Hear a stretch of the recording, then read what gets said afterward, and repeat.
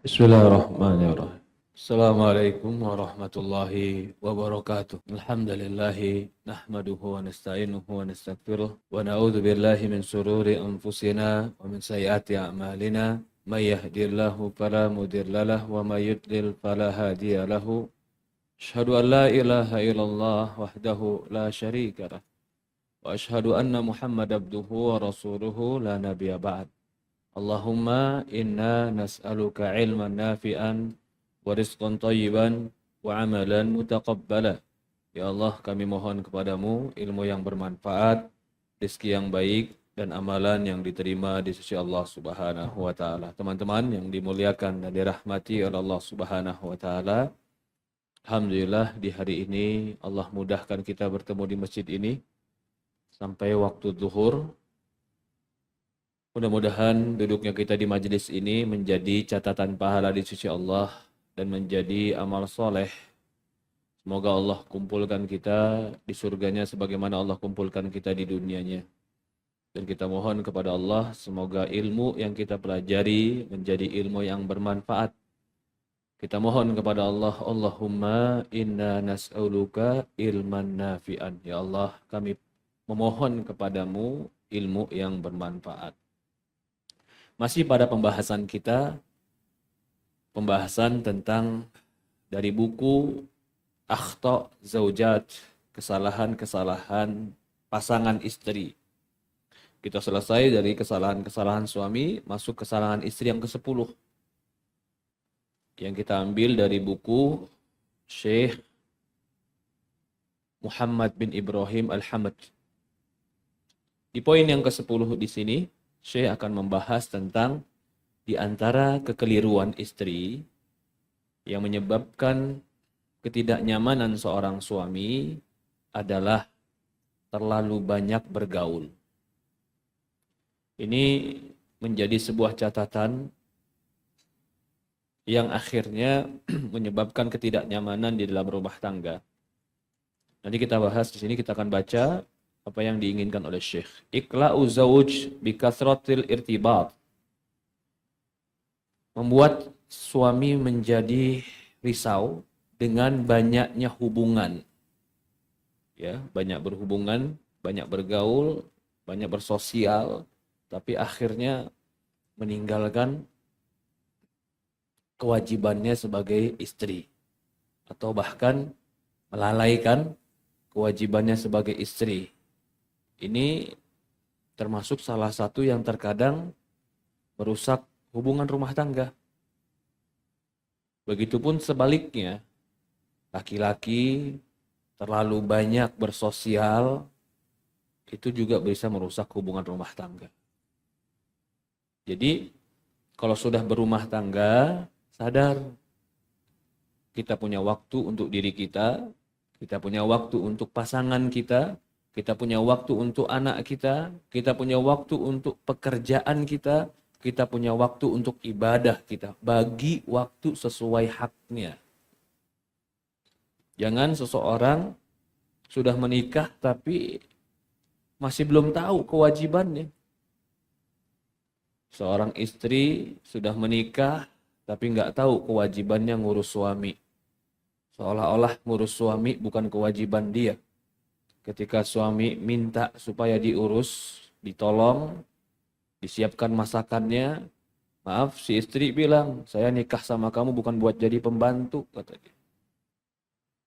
Lalu, ya saya nggak mau ngurusin kamu, urus diri sendiri. Yang kayak begini berarti belum paham hakikat pernikahan. Ada juga laki-laki yang sebaru menikah, diminta uangnya sama istri. Kata istri, kamu tanggung jawab ya, berikan saya makan, berikan saya tempat tinggal. Si suami bilang, atau si laki-laki bilang, saya kerja bukan untuk kamu. Nah ini berarti sama, laki-laki yang gak memahami makna tanggung jawab. Saya kerja bukan untuk jadi budak kamu, setoran kepada kamu, saya kerja buat dari diri saya sendiri. Ini laki-laki yang belum paham. Harus mengerti. Kalau kita sudah menikah, hidup ini harus kompak. Uang bisa jadi kita saling berbagi. Waktu kita saling berbagi. Kesulitan, bahagia, senang, susah, sulit, saling berbagi. Jangan ego, mau diri sendiri aja. Itu bukan kebijaksanaan. Seandainya seorang wanita banyak bersosial, banyak bergaul dengan orang, bahkan asik di depan teman-temannya, dianggap teman yang ramah, teman yang pengertian, teman yang toleransi, dielu-elukan dengan teman-teman circle-nya dia sebagai orang yang bertanggung jawab. Tapi begitu pulang ke rumah, berbalik. Kenapa sama teman asik, kenapa sama pasangan malah berbalik? Ini kan berarti salah cara berpikir. Kalau seandainya kau bisa berbuat baik pada teman-temanmu, bisa menyenangkan teman-temanmu, bisa nyaman teman-temanmu bergaul dengan kamu, harusnya orang yang memberikan dirinya, waktunya, hidupnya untukmu, yaitu pasanganmu, harus lebih berhak menerima dan merasakan kenyamanan itu dibanding teman-temanmu. Kalau kau bergaul dengan orang lain dengan cara yang baik, harusnya bergaul dengan pasanganmu lebih baik. Kalau kau bergaul dengan orang lain baik, tapi kau tidak baik dengan pasanganmu, kebaikanmu semu. Karena barometer kebaikan seseorang oleh Rasulullah dilihat bagaimana dia berbuat baik dengan pasangannya. Khairukum li ahlikum. Orang yang terbaik di antara kalian adalah orang yang baik dengan pasangan dan keluarganya. Itu ukuran dari Rasulullah. Kata Syekh, "Faminaz zaujat man hiya kasratul irtibab." Di antara istri ada yang banyak hubungan, jalinan, sosialita lah. Fala takadu tamurru munasabah. Hampir nggak ada satu kegiatan, baik itu untuk kerabatnya atau temannya, atau apapun itu, pasti tubadir ila musyarakah fiha. Pasti dia ikut andil bagian di sana. Ya boleh positif-positif saja. Kalau terkadang ikut kegiatan yang positif, boleh. Tapi bukan berarti semua waktu untuk sosial di luar. Sehingga kurang memperhatikan rumah tangga. Jangankan perkara-perkara yang mubah. Bahkan perkara yang sunnah pun, seorang wanita tidak boleh menyibukkan yang sunnah dan mengorbankan tanggung jawabnya terhadap rumah tangga. Walaupun yang sunnah. Dia sibuk sama puasa sunnah. Tapi kalau sudah puasa sunnah, dia tidur, gak bikin masakan, gak bikin persiapan buat anak dan suami. Kalau diminta sama suami, tolong siapkan, kamu gak ngerti ya, saya lagi puasa. Kata suami, jangan puasa, siapin buat anak dan keluarga. Oh kalau gitu kamu suami yang menghalangi saya ibadah kepada Allah. Kata suami, bukan halangin ibadah, tapi kamu punya kewajiban. Enggak, saya mau puasa. Pertanyaannya sekarang, mana yang lebih wajib, puasa atau ngurus rumah tangga? Ngurus rumah tangga. Puasa saja itu boleh dibelakangkan untuk ngurus rumah tangga. Apalagi cuman arisan. Kemana? Arisan. Gak boleh sama suami. Enggak, kamu jangan ngekang saya dong. Saya punya hak untuk keluar. Ini berarti perempuan yang harus belajar lagi bagaimana beretika dalam rumah tangga. Betul, suami terkadang perlu juga memberikan kelapangan kepada istri. Tapi hukum asalnya ketika ayah perempuan telah berjabat tangan dengan suami, maka apapun yang menjadi tanggung jawab ayah sekarang kembali kepada suami. Tongkat kepemimpinan ayah sudah diberikan kepada suami. Kalau ayah punya hak melarang anak perempuan keluar, sekarang tongkat itu dikasih ke suami. Suami punya hak melarang istri keluar. Setuju nggak setuju, sepakat nggak sepakat, suka nggak suka, perempuan harus paham itu. Kalau tidak paham ini, apa gunanya tongkat kepemimpinan ayah dikasih ke suami?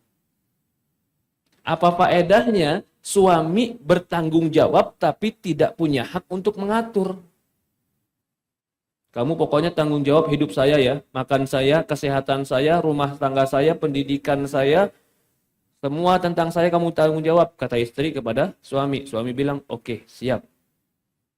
Kalau orang bertanggung jawab, berarti punya kewajiban. Orang punya kewajiban berarti punya hak. Kalau cuma diminta tak kewajibannya dan tanggung jawabnya, tapi tidak diberikan haknya, itu namanya curang. Curang bahasa santun, Pak. Bahasa Qur'annya mutaffifin. Pengen haknya ditunaikan, tapi tidak mau.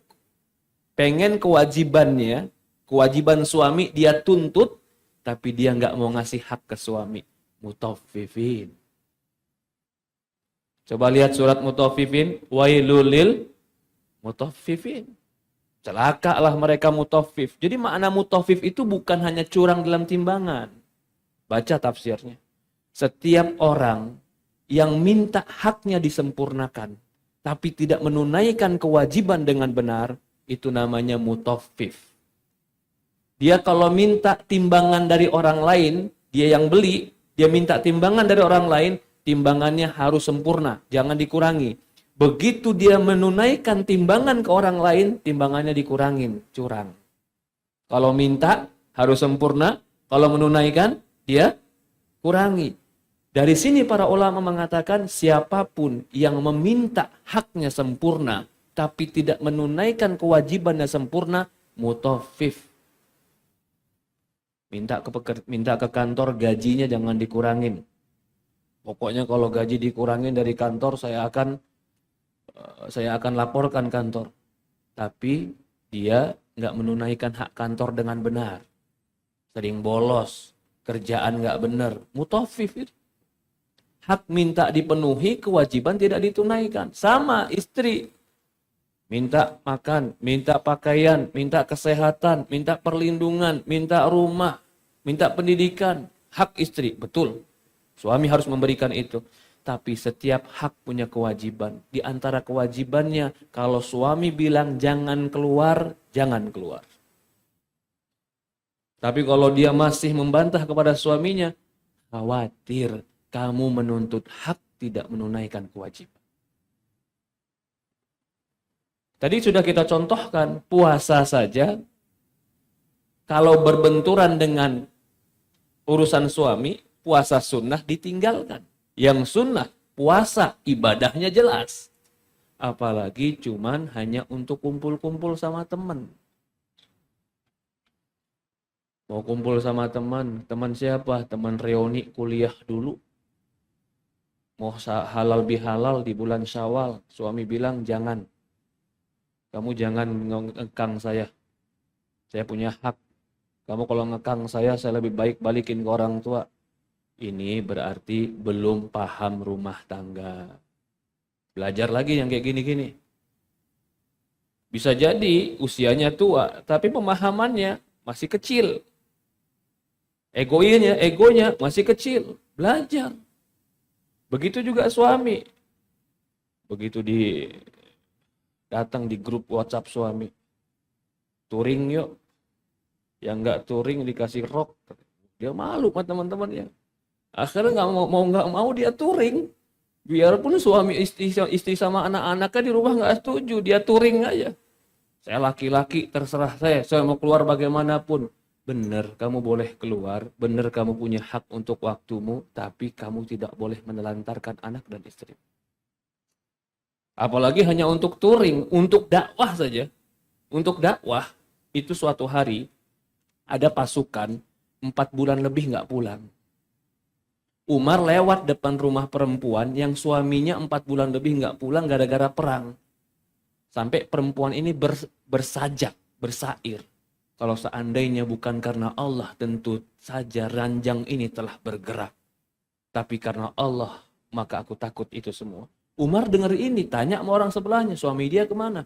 Perang ya Umar. Udah berapa lama? 4 bulan lebih. Semenjak itu Umar tulis, keputusan Umar, setiap pasukan 4 bulan sekali harus pulang jenguk istri. Untuk ngapain dia pergi? Untuk jihad. Tapi ketika ada kewajiban di rumah, jihad disuruh pulang. Karena ada kewajiban lain yang harus ditunaikan. Jadi orang menikah itu harus punya komitmen. Ini loh yang jadi prioritas kita. Hubungan kita jadi prioritas, rumah kita jadi prioritas, anak kita jadi prioritas. Jangan yang jadi prioritas itu teman. Yang jadi prioritas itu tadi umpamanya laki-laki geng motornya atau geng sepedanya. Jangan. Bahkan maaf, perempuan pun jangan jadi prioritas itu kajian. Tetap prioritas perempuan itu di rumah. Prioritas perempuan itu suami. Prioritas perempuan itu anak. Prioritas perempuan itu mencetak generasi. Kalau dia terus-terusan ikut kajian. Ustaz, kajian di Blok M gak habis-habis, Ustaz. Saya mau ikut pokok semua kajian. Iya, kamu ikutin gak bakal pernah habis di sini. Salahin yang bikin kajian dong, Ustaz. Bukan salahin kamu pilih waktu yang cocok sama kamu. Kenapa diadakan waktu yang berbeda? Karena semua orang punya waktu yang berbeda. Jadi, kalau sampai meninggalkan, ya ini contoh lagi, meninggalkan kewajiban rumah tangga seorang istri gara-gara beralasan dengan suami sibuk jadi panitia kajian, saya rasa itu tidak tepat. Kamu boleh jadi panitia kajian tanpa harus rumah tangga terbengkalai. Kalau rumah tangga terbengkalai, kau tidak wajib jadi panitia kajian.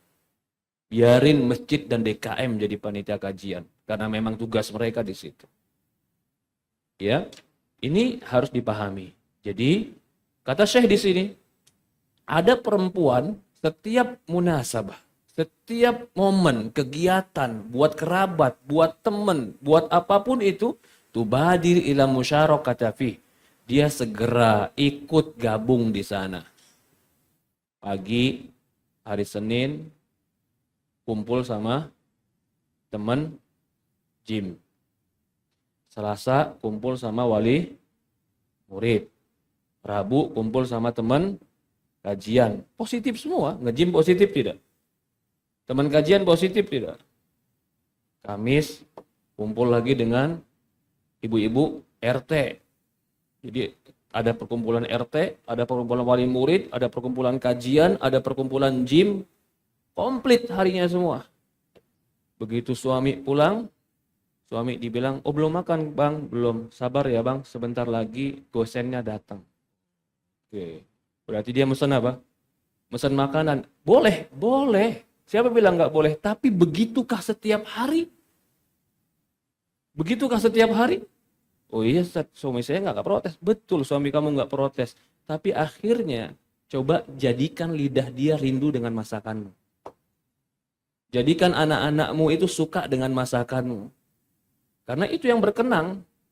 Coba saja Pak, kita yang biasa makan di rumah ibu kita dengan masakan ibu kita udah lama nggak makan masakan ibu kita. Udah berapa tahun jauh dari ibu, begitu pulang ke rumah, terasa lagi masakan ibu, terkenang itu, masa-masa dulu makan rumah ibu. Jadi masakan seorang perempuan di rumah bukan masalah enak dan gak enak, tapi itu adalah salah satu sajian yang akan mengindahkan rumah. Mengindahkan rumah. Sajian yang akan mengharmoniskan. Jadi perempuan harus dia bagi waktu yang benar. Tidak ada alasan kalau rumah tangga yang menjadi korban. Tidak ada kesibukan kalau rumah tangga yang terbengkalai. Karena perkara yang paling sibuk bagi wanita adalah ngurus anak dan suaminya. Setuju nggak setuju? Iya nggak iya? Ini yang terjadi. Aisyah. Coba Pak Aisyah. Punya anak tidak? Nggak punya. Aisyah nggak punya anak. Apakah dia istri satu-satunya? Tidak. Madunya masih 8. Yang ngurus Rasulullah bukan Aisyah sendiri. Tapi Aisyah ditanya, ya Aisyah kenapa kau ganti puasa Ramadanmu di bulan Sya'ban? Padahal kan dia bisa saja ganti di bulan Syawal. Di bulan Sya'ban baru ganti Ramadan. Apa kata Aisyah? Karena kesibukanku mengurus Rasulullah SAW. Padahal Rasulullah SAW itu mungkin tidak setiap hari ke rumah dia. Tapi dia selalu bersiap, siaga. Kalau ada Rasulullah, apa yang Rasulullah mau, siap. Aisyah radhiyallahu an. Berapa usianya? Ketika nikah sama Rasulullah, 12, 13, 11. Usia muda, akalnya cerdas. Usianya muda, mental kesiapannya baik. Mengerti tugasnya. Aisyah radhiyallahu anha. Jadi kalau orang-orang sekarang berusaha menjatuhkan Rasulullah dengan mengatakan menikah dengan anak kecil, ya kamu melihat anak kecil kamu yang 12 tahun zaman sekarang. Aisyah di usia 14 tahun, Pak, di usia 14 tahun dituduh penzina. Orang-orang munafikin, bahkan hampir satu kota itu orang munafikin menuduh Aisyah penzina. Umur 14 tahun. Tapi lihat bagaimana kisah dia ketika menghadapi tuduhan ini. Tenang, sabar, bersikap bijak, sampai dia mengatakan, nanti Allah, fasabrun jamil. Kata Aisyah begitu. Tidak ada yang bisa kukatakan kecuali dikatakan Yusuf alaihissalam, fasabrun jamil. Sabar itu indah. Usia 14 tahun. Tapi kematangan dia dalam berpikir, kematangan dalam rumah tangga, ilmunya, Masya Allah. Nah, perempuan pun harus belajar tentang kewajiban, memahami prioritas dalam hidup. Teman itu harus ada, karena kita manusia sosial, tapi yang menjadi prioritas adalah tanggung jawab kita. Rumah, anak, suami, keluarga, itu prioritas. Kalau ada yang memprioritaskan hubungan sosialnya, dan dia melupakan keluarganya, atau bahkan menyerahkan tanggung jawab keluarganya kepada orang lain, maka dia belum mengerti prioritas hidup. Lanjut di sini kata Syekh. Walihada zawajul qarib o qaribah. Kadang-kadang ini untuk pernikahan teman dekat, pernikahan saudara, kadang-kadang untuk ziarah teman, kadang-kadang pergi untuk ziarah sakit, kadang-kadang pergi lagi ada waktu lain untuk berkumpul dengan tetangga, dengan teman-teman tetangga, kadang-kadang ikut haflah. Haflah itu haflah mungkin munasabah najah fulan au fulan, ikut haflah perayaan kelulusan si fulan dan si fulan, atau kadang-kadang pergi lagi untuk kelahiran si fulan baru lahir. Wahadi zawrah di alil fulan, kadang-kadang ziarah keluarga fulan. Wa fil baitil jadid, atau ikut acara karena peresmian rumah baru. Wahadi istizarah li alil fulan wa fulan, hakadha. Selalu ada saja kegiatannya yang terkadang bukan prioritas, tapi dia sibukkan dirinya dengan itu. Tsumma idza lam tadhhab ilaihim ashghalat hatif. Kemudian kalau seandainya dia tidak pergi untuk acara-acara tadi, dia di rumah tapi ashghalatha atif, sibuk dengan HP. Bimukalamatiha, ngobrol dengan fulan dan fulan. Ngobrol dengan temannya, berbincang dengan temannya, mengirim pesan dengan temannya, sibuk dengan HP-nya. Ya subhanallah. Jangan perempuan seperti itu. Jangan dia sibukkan dirinya dengan HP ketika ada suami dan anak-anaknya. Bahkan sebagian perempuan sekarang, begitu suaminya mengatakan, jangan kamu main HP, melawan dia. Melawan. Kenapa melawan? Emang kenapa saya main HP saja? Ternyata sudah menjadi candu, Pak. Kenapa sebab candunya? Dipuji itu manis. Dipuji itu menyebabkan ketagihan. Dieluk-elukan, dibanggakan, dicintai, diidolakan, itu menyebabkan ketagihan. Ternyata selama ini dia live di HP-nya, banyak yang ngasih love, banyak yang ngasih hadiah, banyak yang ngasih hadiah-hadiah. Suami bilang jangan live lagi, nggak boleh. Lawan. Emang kenapa live saja? Kok dia ngasih hadiah, kok kan aku bukan yang minta? Ya subhanallah, orang yang ngasih hadiah kamu berapa? Oh dia ngasih hadiah sama saya 200.000 Ustaz. Lalu kamu berani menampakkan diri depannya, walaupun kau berjilbab, kau bercadar, nggak pantas. Suamimu yang tiap bulan ngasih hadiah ke kamu, malah kamu banggang dengan dia. Ini sudah menjadi kerusakan HP ini. Walaupun tidak semua perempuan, Tapi tentu yang saya katakan ini adalah memberikan peringatan. Jangan sampai perempuan cuman gara-gara masalah-masalah HP, dia bangkang kepada suami. Kalau kau sudah haus dengan pujian orang lain, dan kau tinggalkan suamimu, kau telah tersusupi dengan hasrat-hasrat setan. Nanti kalau diberi peringatan, iya, soalnya suami nggak pernah muji. Jadi suami yang salah. Soalnya suami nggak pernah kalimatnya santun. Suami yang salah. Jangan membenarkan perbuatan maksiat dengan melemparkan batu ke orang lain. Ini sekarang banyak kejadian begini. Kenapa kamu jadi homoseksual? Orang tua saya didik saya. Orang tua disalahin sama dia. Allah. Kamu yang durhaka. Udah kamu jatuh homoseksual, kamu durhaka lagi sama orang tua. Dan kamu salahkan orang tuamu. Apakah ada orang tua yang mengajarkan kamu homoseksual? Ya nggak ngajarin, tapi gara-gara tipe pendidikan dia, tumbuhlah jiwa homoseksual saya. Bukan. Ini banyak yang sekarang begini. Dia jatuh ke dalam maksiat, tapi dia berusaha orang lain yang disalahkan. Kapan dia mau berubah? Kapan dia mau tobat? Kapan dia mau merasa bersalah? Dia mencari pembenaran orang lain yang salah. Sehingga dia minta supaya orang lain mengerti kesalahan dia. Itu pintu syaitan agar tidak merasa bersalah. Kenapa kamu serong? Ya kenapa suami saya begini-begitu? Gak bisa, gak ada pembenaran. Kalau kamu, seandainya suamimu Fir'aun pun, Asiyah gak pernah serong. Asiyah gak pernah serong suaminya Fir'aun. Gak pernah serong. Bahkan Aisyah berdoa kepada Allah. Ya Allah, selamatkan aku dari Fir'aun dan kaumnya. Apakah jadi pembenaran nanti suatu hari ternyata Asiyah berzina? Na'udzubillah, kan gak mungkin dia berlalu. Lalu dia bilang, ya Allah, aku berzina gara-gara Fir'aun itu begini dan begitu. Apakah dibenarkan? Ini banyak nih sekarang. Begitu suaminya ngasih tahu, suaminya bilang, suaminya ngasih tahu, ngajarin, cari alasan. Kamu sih sibuk sama kerja.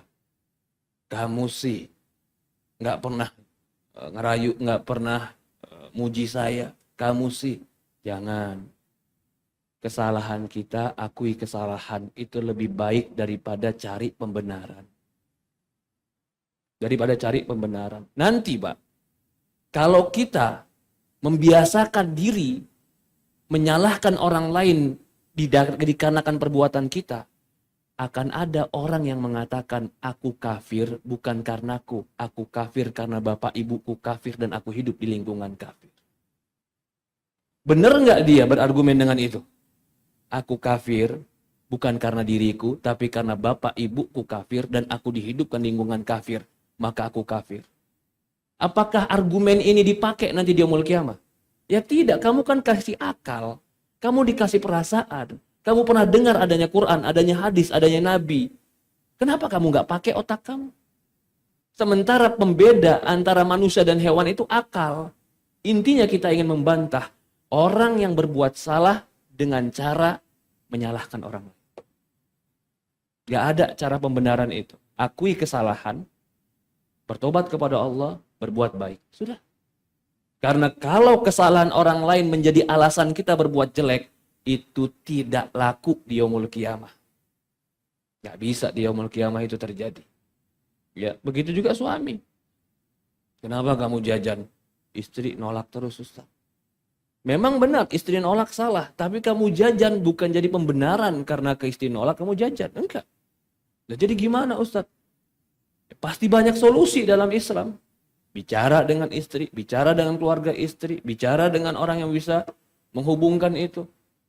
Kalau nggak bisa diajak bicara, Islam membolehkan poligami. Halal poligami. Tapi setelah tentu melihat masalah dan mafsadat. Jadi nggak ada juga pembenaran kepada seorang laki-laki dengan alasan apapun dia berbuat jahat, berbuat serong, berbuat maksiat, berbuat zina. Nggak benar. Kembali kita. Kata Syekh, "Idza lam tadhhab ilaihim ashghalat hatif." Kalau dia nggak sibuk di luar, dia sibuk dengan HP. Bimukalamatiha allati qad tastamiru muddatut tawilah. Sibuk sama HP-nya di waktu yang lama. Fa yatarattab ala dzalik ihmalul manzil, sampai akhirnya membengkalaikan urusan rumah. Idha'atul aulad, menyia-nyiakan anak-anak, wa taksiru fi haqqiz zawj, tidak menunaikan hak suami. Bagaimana menyiakan anak-anak? Akhirnya anak-anak tidak dididik dengan baik. Karena dia sibuk dengan HP, supaya anaknya nggak ganggu dia kasih lagi anaknya HP. Jadi anaknya semua belajar dari HP. Belajar ngomong di HP, belajar nyanyi di HP, belajar joget di HP, HP jadi gurunya. Ibunya ngapain? Cuman memfasilitasi. Ayahnya ngapain? Fasilitasi kasih HP. Ini termasuk idha'atul aulad. Kurang mendidik benar anak-anak. Summa, naam, inna zawj laysa bil haja ila zawjah dhati alaqati istima'iyah biqadar ma huwa bihajah. Sesungguhnya seorang suami tidak membutuhkan istri yang banyak hubungan sosial. Ila zaujati ta'annusan bih. Melebihi kebutuhan. Enggak perlu. Suami enggak butuh istri yang banyak teman, istri yang terkenal, istri yang banyak hubungan sama orang lain. Suami enggak butuh itu. Wa taqumu ala bait wa ya'nas biha. Tapi yang dibutuhkan ya harusnya istri itu ya'nas. Ya'nas itu akrab dengan suami, dekat dengan suami. Bahkan harusnya taqumu ala baitih. Si istri harus menunaikan tugas-tugas dan menjaga rumah suaminya. Tar'a auladah, menjaga anak-anaknya. Di posisi Pak. Posisi ya. Kita bagi tugas. Suami memberikan fasilitas, istri menjaga fasilitas. Suami yang berikan rumah, suami yang berikan makanan, kebutuhan, istri yang memasak. Adil kan? Yang memberikan fasilitas, menyiapkan fasilitas suami. Yang menjaga, yang mengurus istri. Adil pembagiannya. Kebaikan suami diantaranya terkadang suami memberikan kepada istri bantuan berupa asisten rumah tangga. Asisten rumah tangga berarti salah satu kebaikan suami. Nah, kadang-kadang juga ada istri yang bilang, kamu tuh gak pernah bantuin saya sih. Padahal suami udah ngasih dia asisten rumah tangga. Asisten rumah tangga digaji oleh suami, itu berarti bantuan suami kepada istri. Tapi ingat, posisinya adalah asisten rumah tangga itu membantu. Jadi bukan semua tugas istri pindah ke asisten rumah tangga. Ngurus anak, si mbak. Didik anak, si mbak. Yang masak, si mbak. Bersihin rumah, si mbak. Nangis anak, si mbak. Lalu anak dapat dari apa? Dari ibunya. Bahkan mau nidurin anak, siapa? Si mbak. Nidurin suami, nanti siapa? Ya subhanallah, ya Rabb, ya Rabb. Ingat, posisi asisten itu membantu, meringankan. Bukan kita berikan semua tugas kita pindah ke dia. Itu pahami. Dia membantu, meringankan. Tetap yang ngajarin anak, istri. Bagaimana kalau anak diajari dengan, maaf, biasanya asisten rumah tangga kurang pendidikannya. Akhirnya anak belajar bicara, belajar bersikap, belajar bertindak dari dia. Sementara ibunya hebat, S2. Tapi S2 ibunya nggak pernah ngajarin anaknya. Jadi anak ini nggak dapat ilmu dan nyerap ilmu dari siapa? Dari asistennya. Sayang sekali ilmu ibunya yang tinggi, S1, S2. Bukan ngajarin anak, malah yang ngajarin anaknya mungkin orang yang kurang sekolahnya. Ya subhanallah. Lalu apa fungsi asisten, Ustaz? Asisten fungsinya membantu, bukan memikul semua tugas wanita. Ya, itu dipahami juga. Jadi kalau dia membantu, ya kita memberikan tugas-tugas kepada dia sesuai dengan bantuan. Bantuan. Jangan perempuan begitu ada asisten, pagi nggak ada kegiatan, tidur. Asisten cuma mengerjakan. Mulai siang bangun, makan, karena udah dimasukin sama asisten, siang tidur lagi. Pada asar, Udah selesai, dia baru bangun, baru mandi, nunggu suami. Setelah itu malam semuanya asisten lagi. Akhirnya hidupnya dari pagi, sore, siang tidur. Kalau nggak tidur main HP. Kalau nggak main HP jalan-jalan sama teman. Main-main ke sana kemari. Kapan dia mendidik anaknya? Sudah dikasih kesimba dan dileskan, Ustaz. Sudah dikasih ke sekolah, Ustaz. Oke. Berarti semuanya kau pindahkan ke sekolah, kau pindahkan ke les, kau pindahkan simba. Nanti di yaumul qiyamah ditanya sama malaikat. Yang ditanya itu gurunya atau orang tuanya? Kenapa anakmu begini? Dia jawab, ya malaikat tanya aja sama gurunya. Saya nggak tahu selama ini gimana. Ya subhanallah. Bisa nggak begitu, Pak? Nggak bisa berubah. Tanggung jawab itu tetap tanggung jawab ibu. Tetap tanggung jawab ayah. Pendidikan itu tetap tanggung jawab orang tua. Bukan tanggung jawab guru. Bukan, ya tanggung jawab guru ada. Tapi maksud kita di yaumul qiyamah, yang ditanya itu orang tua, bukan guru. Yang pertama kali. Walaupun guru bertanggung jawab terhadap apa yang diajarkan. Tapi asal penanggung-jawaban pendidikan anak, pengurusan rumah, itu adalah ibu dan ayah. Fokuskan diri kepada ini. Prioritaskan hidup kepada ini. Mengerti bahwasannya ini yang harus betul dijaga. Maka ketika ini yang dijaga oleh wanita dalam rumahnya, dia akan menjalankan tugas sebaik-baiknya sebagai ibu. La ya'ni dzalika an taqatta' zaujah 'ala nasil battah. Bukan maksudnya pula si istri enggak boleh bergaul sama sekali. Bukan. Boleh dia bergaul dengan saudarinya, boleh dia bergaul dengan iparnya, boleh dia bergaul dengan kerabatnya, boleh. Tapi terlalu banyak bergaul, jangan. Juga nggak berhak sebenarnya suami memutuskan hubungan istri kepada keluarga dekatnya. Sebenarnya tidak berhak. Tapi kalau ternyata terjadi, ini kita bilang ternyata terjadi. Si suami bilang kepada istri, jangan pergi ke rumah ayahmu. Jangan pergi ke rumah ibumu. Terlepas perkataan suami ini benar atau salah. Cuman kita posisikan sekarang, kalau itu terjadi, apa sikap istri? Tetap istri patuh kepada suami. Nggak pergi ke rumah orang tuanya. Nggak pergi ke rumah orang tuanya. Apakah dia bilang, oh enggak Ustaz, ini suami melarang saya ke bapak saya, ya saya lawan saja suami. Enggak. Tapi suami yang begitu harus bertanggung jawab. Kenapa kau larang istrimu? Kalau tidak ada alasan syariat yang membenarkannya, kau pun salah melarang istrimu pergi. Tapi apakah kesalahan suami ini menjadi sebuah sikap penghalalan dan pembenaran untuk membangkang kepada suami? Tidak. Yang tidak boleh itu mengikuti suami kalau perintahnya maksiat. Itu nggak boleh ngikutin suami. Itu nggak boleh taat kepada suami. Aisyah. Kembali lagi kepada Aisyah. Karena kalau bukan Aisyah yang menjadi role model contoh kita, nggak ada lagi wanita-wanita hebat yang menjadi role model. Aisyah. Ketika dia dituduh berzina, dia nggak dengar informasi itu. Dia dituduh berzina kecuali setelah 1 bulan berjalan.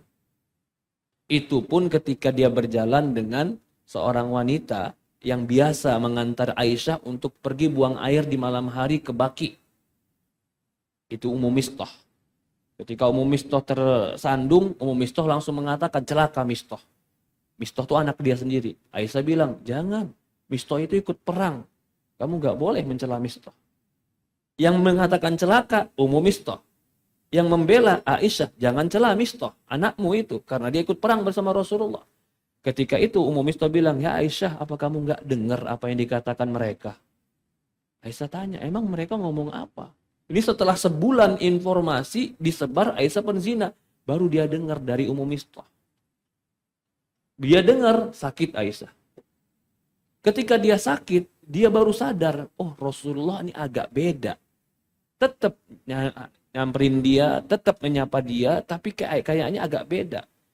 Akhirnya dia pengen memastikan berita ini kepada ibu bapaknya. Ini cerdasnya Aisyah. Ini ada informasi jelek dalam rumah dia. Dia nggak pergi ke orang-orang yang salah. Dia pergi ke orang tuanya.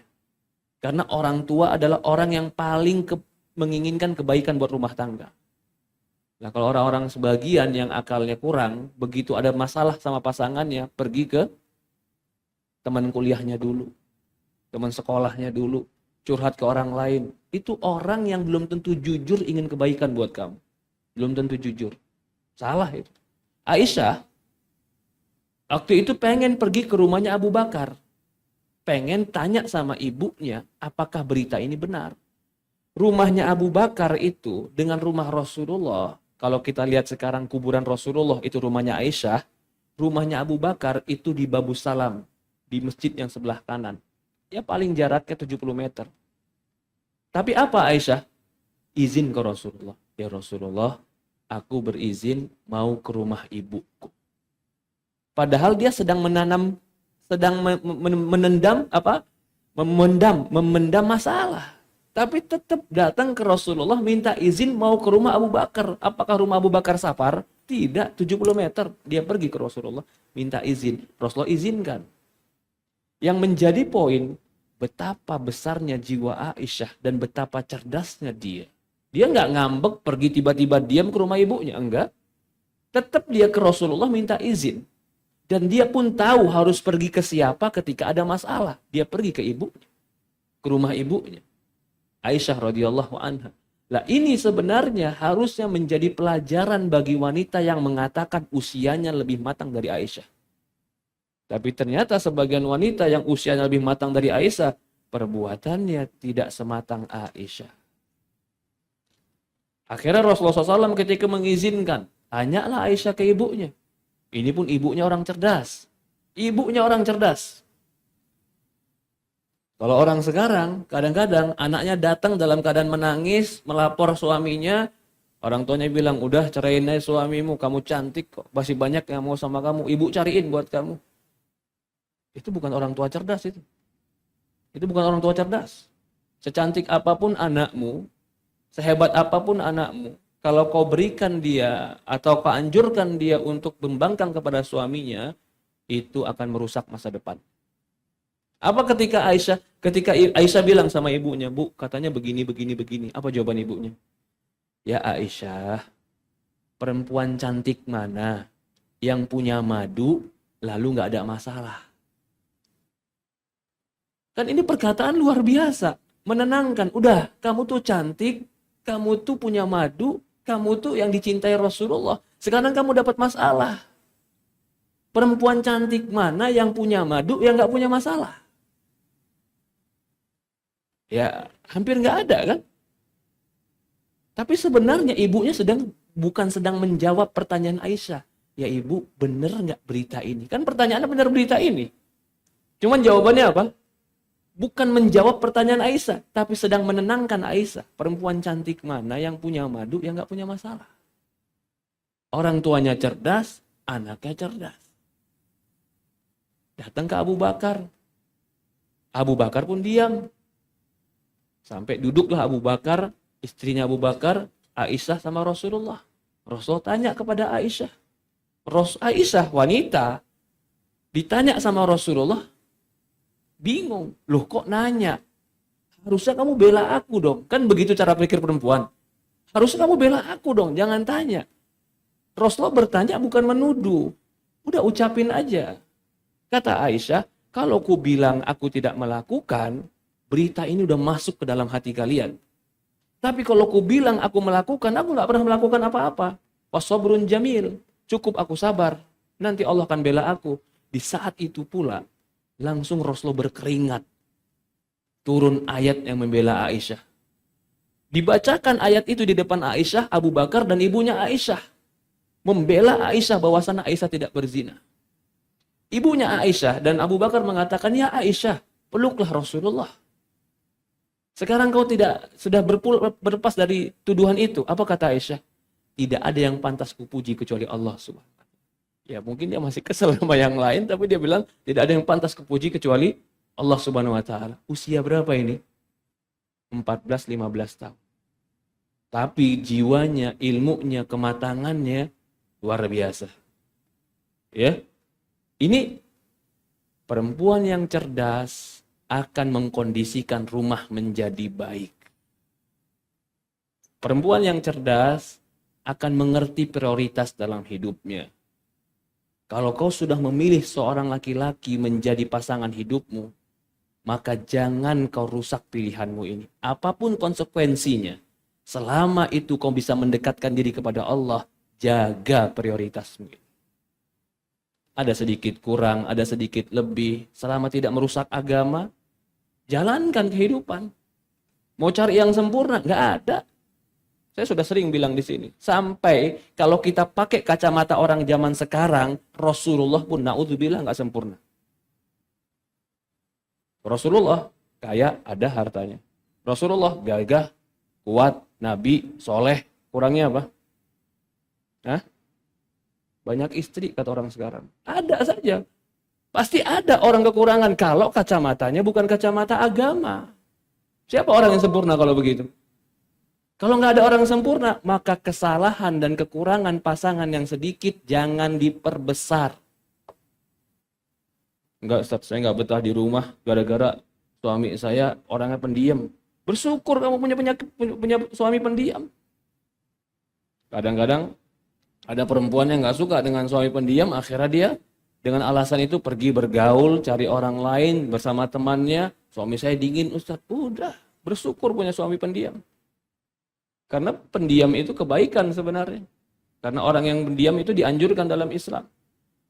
Intinya, yang ingin kita bahas di sini, perempuan jangan lalai dengan hubungan sosialnya sehingga melupakan tugas rumahnya. Ini bukan keterbelakangan. Ini bukan ilmu yang mengajarkan perempuan menjadi tertinggal, tertindas, tidak. Tapi ilmu ini adalah ilmu untuk menjaga tatanan sosial, tatanan rumah tangga, kehidupan yang indah, baiti jannati. Rumahku adalah surgaku. Ini ilmu yang diajarkan oleh agama kita. Agama Islam. Waqarna fil buyutikun. Wahai perempuan, diamlah kalian di rumah-rumah kalian. Diamnya perempuan di rumah sambil bertanggung jawab isi rumahnya menjadi pahala bagi dia. Menjadi pahala bagi dia. Ibadah bagi wanita ketika dia diam di rumahnya. Ibadah bagi wanita sampai suatu hari ada perempuan yang merasa enak ya jadi laki-laki. Bisa ketemu Rasulullah, bisa sholat jamaah, pahalanya banyak, bisa jihad, bisa banyak keluar di luar, banyak kebaikan yang dilakukan. Aku di rumah, perempuan cuma di rumah aja. Apa kata Rasulullah? Yang inti ucapan Rasulullah, engkau di rumah, tapi mempersiapkan segala sesuatu untuk suamimu, kau dapat pahala apa yang dilakukan suamimu. Dia di rumah, cuma ngasih sarung sama suaminya. Suaminya dengan sarung pergi ke masjid. Suaminya dapat pahala ke masjid dan pahala sholat jamaah. Istri yang ngasih sarung dapat pahala juga. Ikut pahalanya walaupun gak ikut ke masjid. Istri yang di rumah, suami yang ikut jihad fisabilillah, tapi istri yang mempersiapkan sabar dengan suami yang perang, istri dapat pahala jihad fisabilillah. Istri yang di rumah, tapi dia rela memberikan buah hatinya untuk menghafal Quran, dan dia menelan kerinduan untuk anaknya menghafal Quran, istri yang di rumah dapat pahala seperti orang menghafal Quran. Itu perempuan. Jadi perempuan diam diri di rumah, tapi diam dirinya jadi pahala di sisi Allah. Apakah laki-laki diam diri di rumah pahala, Pak?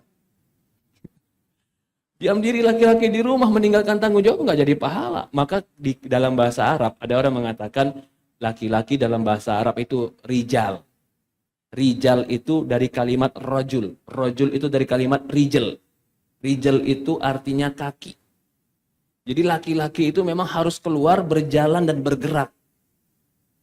Dia dapat pahala kalau dia berjalan. Dia dapat pahala kalau dia bergerak. Dia dapat pahala kalau dia berinteraksi. Tapi perempuan, kalau dia di rumah, tapi dia siapkan suaminya, dia siapkan anaknya, dia kondisikan keluarganya, dengan rumahnya saja dia duduk, dia dapat pahala dari suami dan anak yang pergi keluar. Jadi cukup bagi perempuan, waqarna fil buyutikun, berdiamlah kalian di rumah-rumah kalian. Tidak ada pahala yang lebih besar bagi seorang wanita, kecuali pahala menunaikan tugas kewajibannya. Dan tugas kewajibannya adalah mendidik anak, menjaga rumah, mengkondisikan rumah agar lebih baik. Kullukum ra'in wa kullukum mas'ulun an ra'iyatih. Kata Rasulullah SAW, setiap kalian pemimpin dan kalian akan bertanggung jawab terhadap kepemimpinan kalian. Wa rajulun ra'in ala ahli baiti. Seorang laki-laki itu pemimpin dalam keluarganya. Wa mra'atun ra'iyatun. Dan seorang perempuan itu penanggung jawab dan pemimpin fi baiti zawjiha. Segala sesuatu yang berkaitan dengan rumah suaminya. Ya. Kata saya di akhir, innamal maksud min dzalik. Maksud dari poin ini adalah luzumul i'tidal fil alaqat. Perempuan itu harus i'tidal. I'tidal itu i'tidal dari kalimat adil. Pertengahan di dalam bersosial. Harus tahu mana yang prioritas. Harus tahu mana yang lebih didahulukan. Harus tahu mana yang menjadi pahala besar untuk dia. Tidak terlarang dia bersosial, dia bertetangga, dia punya teman, tidak larang. Tapi jangan sampai merusak inti dari prioritasnya dia. Fa idza ta'arada syai' min dzalika ma'a maslahatiz zauj. Kalau berbenturan pergaulan sosialmu dengan maslahat rumah tanggamu, yarmi bihi ardal haid, maka campakkan itu semua dan fokuslah kepada rumah tanggamu. Ini nasihat Syekh untuk wanita. Begitupun laki-laki sebenarnya hampir mirip. Jadikan istri, anakmu prioritas. Jangan kerjaan jadi prioritas, Pak. Betul saya bilang. Kerjaan itu adalah fasilitas kita untuk membahagiakan anak dan istri. Jangan sampai waktu 24 jam kita hanya untuk kerja. Begitu anak pengen ketemu cuman kasih uang. Enggak, prioritas kita adalah anak dan istri. Loh gimana saya mau kerja Ustaz? Kerja silahkan 8 jam. Waktunya libur, libur. Waktunya kerja, kerja. Jangan semua waktu dipakai untuk kerja. Sehingga anak dan istri enggak dapat haknya. Bukan saya kerja buat membahagiakan anak istri Ustaz. Tidak. Kau kerja silahkan, tanggung jawabmu. Tapi anak butuh dirimu. Istri butuh duduk dekat denganmu. Mereka butuh berkumpul bersamamu. Kalau seandainya kau betul-betul sibuk dengan kerjaanmu, bawa dia agar tetap bersama dirimu kalau bisa. Karena prioritas kita bukan kerjaan, Pak. Kerja itu cuma dapat duit. Saya mau tanya di sini sama bapak-bapak. Kalau seandainya bapak-bapak dapat duit tanpa dikerja di kantor, apakah bapak tetap kerja? Kan enggak. Tujuannya apa? Uang. Uangnya untuk apa? Untuk keluarga. Ya sudah.